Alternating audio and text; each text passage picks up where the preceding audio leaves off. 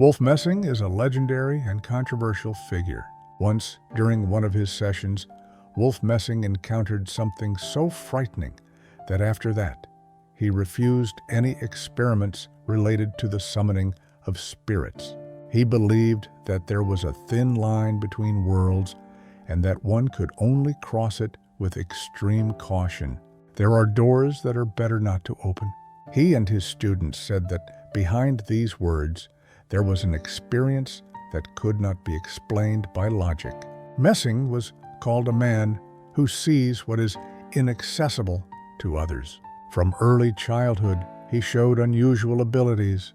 He was able to read minds, predict events, and influence people's decisions. These gifts caused both admiration and fear. Some considered him a charlatan, while others considered him a true prophet with knowledge beyond ordinary human perception.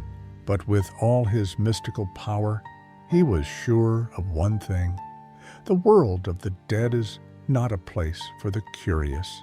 Messing claimed that beyond life, there is another dimension, access to which is fraught with unpredictable consequences.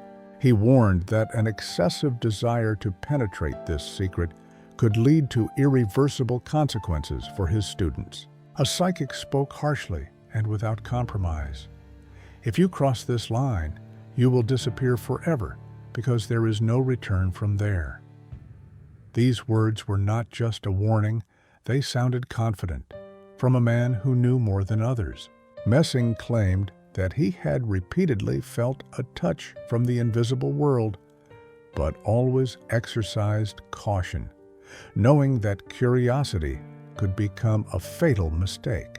Messing never communicated with the dead, at least that's what he claimed. When the audience at his performances asked if there is a soul or what awaits us after death, Wolf answered evasively. And to those who asked to contact the world of the dead, he said it was dangerous. Yet, closer to the end of his life, they came as if from afar and belonged to the departed. One of the most mysterious stories associated with Messing happened at one of his performances. A man in the audience asked the clairvoyant about his parents. After a short pause, Messing answered, "Your mother is sitting in this hall, and your father died in the war." But this did not end there. Later, after the performance, Messing himself found this man and said, "Your father asks for peace. He laughs for you to catch him." Messing named the grave and a village, the existence of which he did not even know. A few days later, the man went there and found his father's name on the slab of the mass grave. Messing claimed that death is not the end of the transition.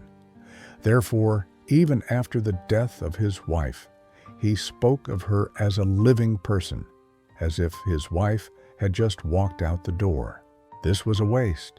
But each time, Messing repeated, "Life is a unique experience, and what awaits us beyond will never replace it."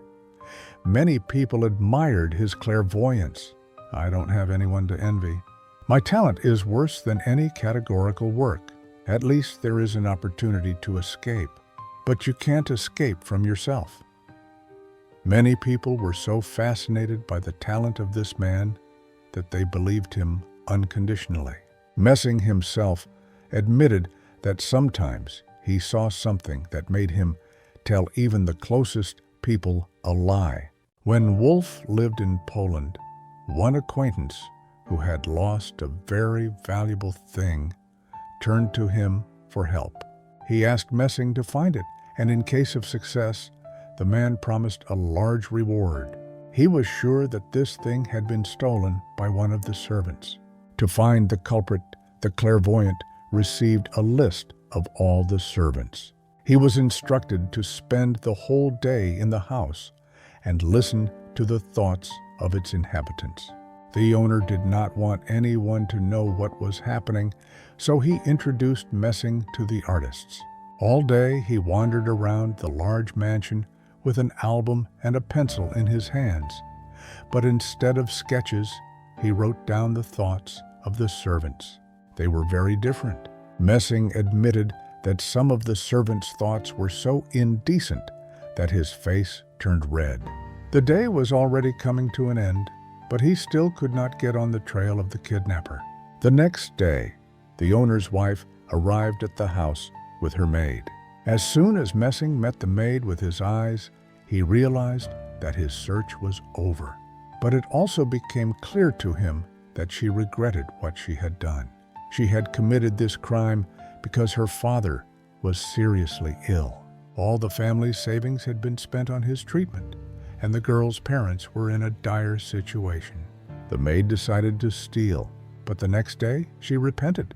She saw how, because of the missing item, they turned the whole castle upside down.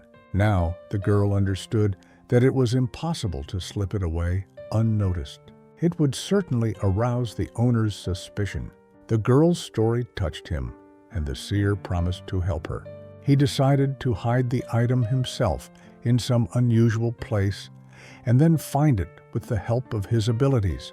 But Wolf also understood that the owner of the house would start asking questions. Then he did so. One of the servants had a son who suffered from dementia.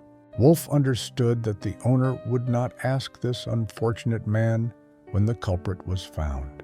The seer hid the item in honey for greater persuasiveness.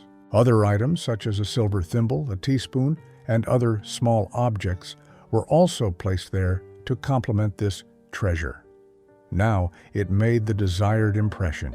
This small, innocent deception for salvation succeeded. So, the clairvoyant saved the girl and found the missing item. A few years later, Messing saw that maid at one of his performances. He immediately recognized her. She was sitting in the second row and holding a huge bouquet of roses on her lap. This is how he himself said about it. Handing me a bouquet after the performance, she immediately left. But I managed to find out that she was doing well. It was very nice to understand that then, in the house, I made the right decision. What bizarre fortune-telling. Sometimes he had to tell a lie. Once he had to deceive to save his brother from prison, who got involved with a swindler. To hide the truth, Messing had to. And at his performances, especially during the war in the 1940s, there were often people who wanted to know the fate of their loved ones. At that time, Messing adhered to a strict rule to tell people only good things, only those things that would give them hope, to hold on to faith in a miracle. That's how he himself said about it. I had no right to take away hope from people. Therefore, like other prophets, sometimes I had to lie, even to close friends and relatives who disappeared. When my deception was revealed, many of them were offended by me, but I could not, for example, looking into the eyes of my mother, say that her only son was no longer alive. One of my relatives used to say, "Bad news can wait." Wolf Messing knew exactly the day of his death. That's how he himself wrote about this in his letter, addressed to his friend, the Frenchman Abel. I will be gone in 54 years, 5 months, and 18 days. It will happen at 11:20 p.m. But I am not afraid, because death is not the end, but the beginning of a new existence. In rare letters and his diary entries, he also shared thoughts about the eternal nature of human consciousness, about faith in God, and what made him turn away from the Almighty, only to believe again. He recalled that his parents were very devout. Messing imagined God as stern but honest, demanding but fair. That's how the clairvoyant himself spoke about it. Of course, I grew up a devout child, and when I was 9 years old, the rabbi advised my parents to send me to an educational institution for spiritual ministers. My parents were completely satisfied with this plan, but not me. I flatly refused this idea. My parents argued with me, but then the arguments died down, and just at that time, a miracle happened to me. in which I had believed for a long time. This is what happened. Later, in the evening, Messing's father sent his son to the store. When the boy, having completed this task, returned, he saw a little boy on the market.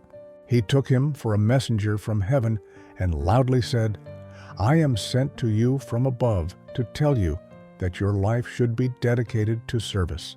God is waiting for your prayers." Wolf was so impressed by what he saw that he immediately lost consciousness. When the boy opened his eyes, he saw his parents, who were looking at him with alarm, and he told them everything he had experienced. "So you will be a man of faith." Sin had to obey. However, later, during his studies, he met that very messenger from heaven on earth.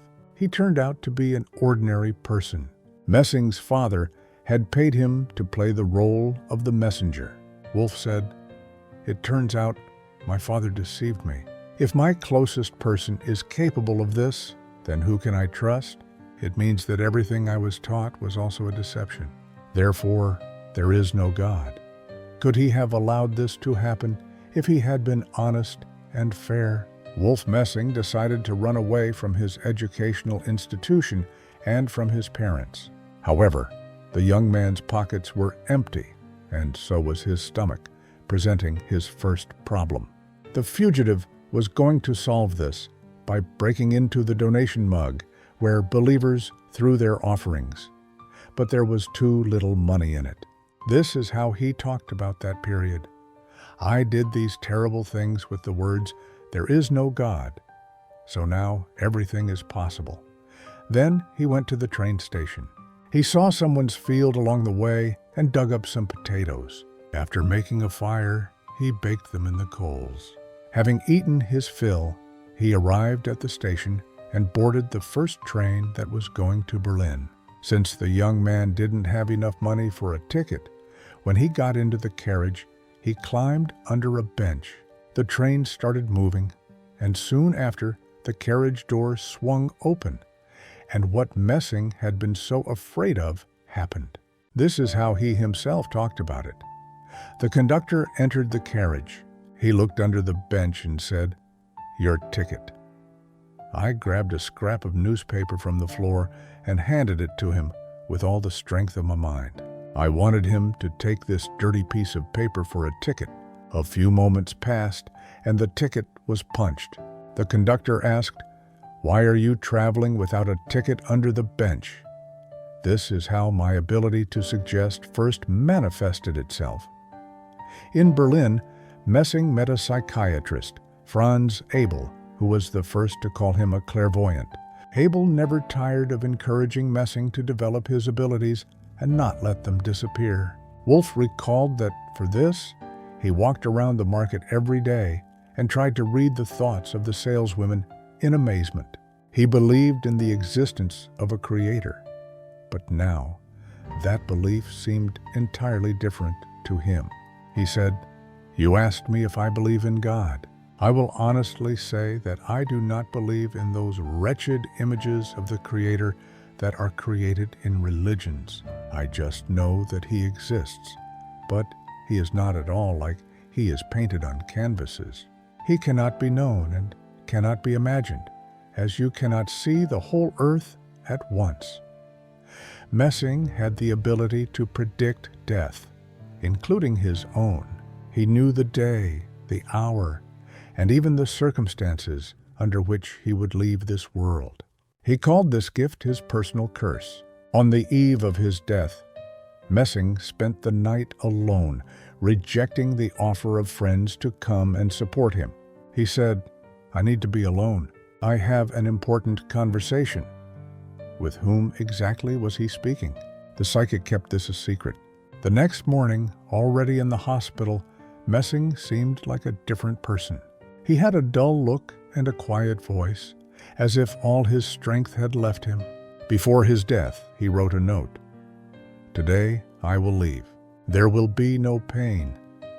Quite recently, in the archive of Messing, his suicide letter was found, which he never managed to send.